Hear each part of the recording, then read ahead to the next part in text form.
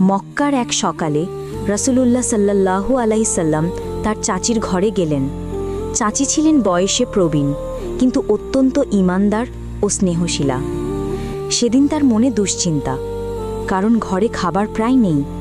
তিনি ধীরে বললেন, বেটা, ঘরে আজ সামান্যই খাবার আছে, জানি না সন্ধ্যা কিভাবে হবে। নবীজি সাল্লাল্লাহু আলাইহি সাল্লাম কোমল হাসি দিয়ে বললেন, চাচি, দুশ্চিন্তা করবেন না। যে আল্লাহ আজ পর্যন্ত আমাদের রেখেছেন, তিনি আমাদের আগামীকালও রিজিক দেবেন। চাচি বললেন, কিন্তু বেটা, ঘরে তো কিছুই নেই। রাসূলুল্লাহ সাল্লাল্লাহু আলাইহি সাল্লাম তার কাছে ফাঁকা ছোট একটি থলিতে হাত রাখলেন। সেখানে সামান্য গুঁড়া আটা ছিল। তিনি চাচিকে বললেন, চাচি, তুমি শুধু এই বাক্সটা খালি করো না, আল্লাহর নামে ব্যবহার করো, কিন্তু ভয় পেও না, আল্লাহ দান করতে ভালোবাসেন। চাচি অবাক হলেন।